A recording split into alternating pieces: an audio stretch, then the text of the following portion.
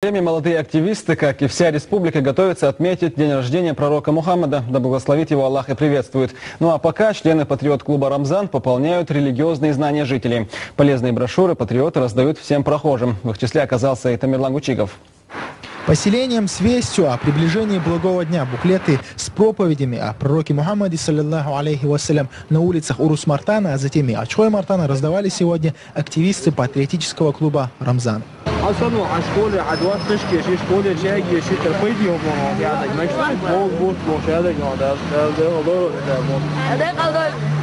Акция приурочена к месяцу Раббиуль-Авваль. Известно, что в его 12-й день по хиджре родился последний из посланников Всевышнего Мухаммад, саллиллаху алейхи вассалям.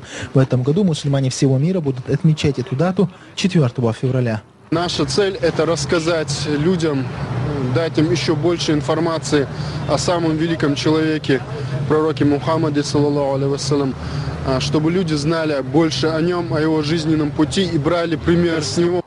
Мероприятие организовано при поддержке информационно-издательского центра «Путь». Буклеты с жизнеописанием пророка, саллиллаху алейхи вассалям, были напечатаны в его типографии. Прохожие на улицах были рады подчеркнуть дополнительную информацию о знаменательном дне. А кто-то и сам был не прочь поделиться своими знаниями о значимости месяца Раббиуль-Авваль.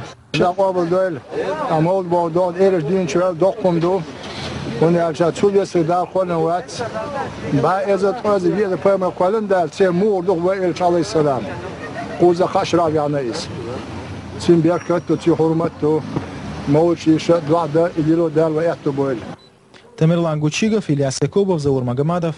Новости.